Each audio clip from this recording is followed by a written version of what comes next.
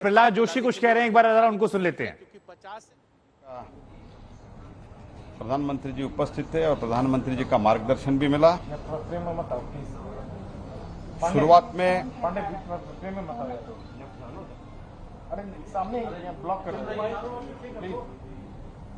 शुरुआत में हमने हमारे विचार परिवार के प्रमुख श्री मदन दास जी देवी और हमारे 3 संसद सदस्य गिरीश बापट, रतनलाल कटारिया और राज्यसभा के श्री दुबे जी का देहांत पर श्रद्धांजलि देते हुए हमने आज का मीटिंग शुरू किया। और माननीय प्रधानमंत्री जी ने जो एनडीए का 25th ईयर है,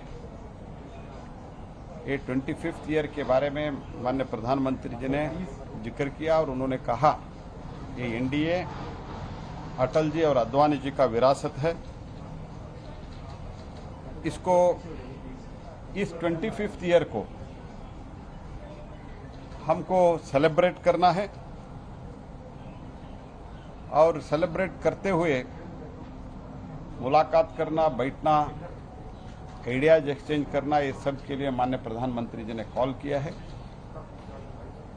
बहुत उत्साह से और विश्वास से ये एनडीए आगे बढ़ाने के लिए, सेलिब्रेट करने के लिए माननीय प्रधानमंत्री जी ने कॉल दिया है। और अपोजिशन का जो व्यवहार है उसके बारे में भी माननीय प्रधानमंत्री जी ने टिप्पणी की और उन्होंने कहा उनके व्यवहार से ये दिखाई पड़ता है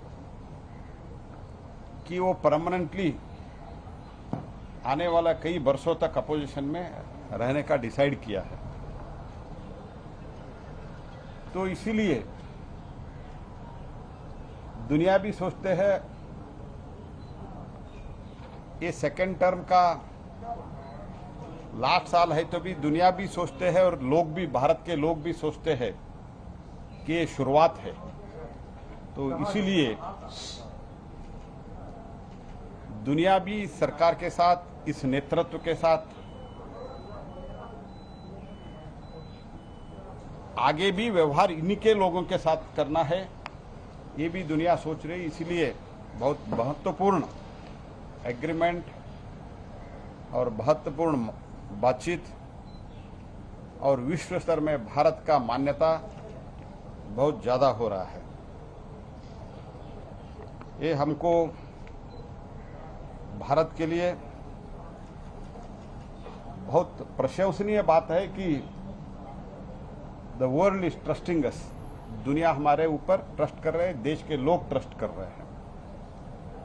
इसलिए प्रधानमंत्री जी ने कहा ये भोर का समय है, this is the time of dawn, चेतना का समय है। और 75th ईयर जो अभी पूरा होने जा रहा है,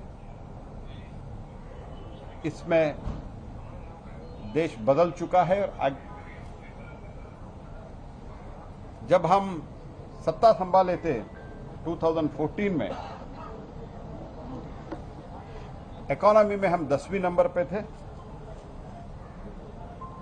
और सेकेंड टर्म पहुंचते तक हम 5वें स्थान पर पहुंच गए। और प्रधानमंत्री जी ने बहुत विश्वास के साथ ये कहा कि तीसरी टर्म पर हम तीसरी नंबर पे इकोनॉमी पर हम पहुंच रहे हैं। We will be the 3rd rank in the world's economy in our 3rd term. और ये भारत के नागरिक जो हमको बल दे रहा है, स्ट्रेंथ दे रहा है, इसके कारण हो रहा है। और प्रधानमंत्री जी ने ये भी कहा डेस्परेट और डायरेक्शनलेस, बिना दिशा और हताश विपक्ष के कारण तो हमको और सतर्क रहना है, ये भी माननीय प्रधानमंत्री जी ने कहा। और माननीय प्रधानमंत्री जी ने बहुत इंपॉर्टेंट ये कहा 2047 तक भारत विकसित राष्ट्र बनाना चाहिए। ये सब हमारा जिम्मेदारी है और यही सपना लेके हमको चलना है। With this dream and with a decision and with a resolution we should move ahead. हम यही सोचना चाहिए, यही सपना देखना चाहिए, यही एक्शन करना चाहिए कि 2047 में भारत एक विकसित राज्य, विकसित देश बनना चाहिए। यही सपना लेके we should live with this dream and we should put all out efforts for this। 15 अगस्त के लिए हर घर तिरंगा इस बार भी करना चाहिए और हर विधानसभा क्षेत्र में इसके लिए कार्यक्रम अगर आयोजित करने के लिए माननीय प्रधानमंत्री जी ने कॉल किया है, तो उसका डिटेल बाद में आपको दिया जाएगा। और प्रधानमंत्री जी ने सभी एमपीओ से भी अपेक्षा की कि हर घर तिरंगा और उसके साथ ही साथ हर विधानसभा में जो कार्यक्रम करना है, उसके साथ ही साथ युवाओं का जो आशा है, देशवासियों का जो आशा है, अपेक्षा है, उसका पूरा करने के लिए हम हर संभव प्रयास करना, इसके लिए इन्होंने कुछ कार्यक्रम भी देने वाला है और उसका भी डिटेल आपको बाद में दिया जाएगा। इंडिया के बारे में बोला, उन्होंने कहा कि इसे कंपैरिजन किया है, विपक्ष कह रहा है कि ये प्रधानमंत्री को शोभा नहीं देता इस तरह की भाषा इस्तेमाल करना।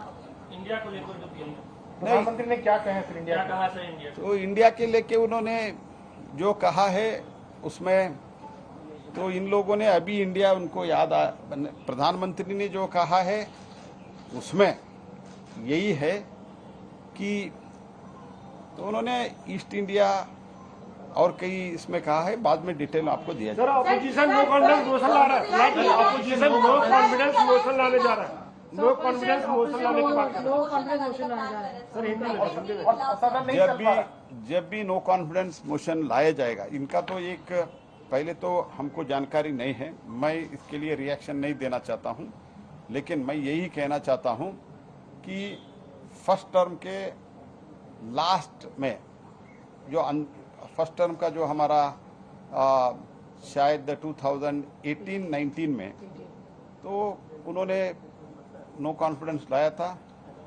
हमारा जो सीट था 282, भारतीय जनता पार्टी 303 से फिर से आया। इस बार भी वो लाने दो, हम 350 से ऊपर गए।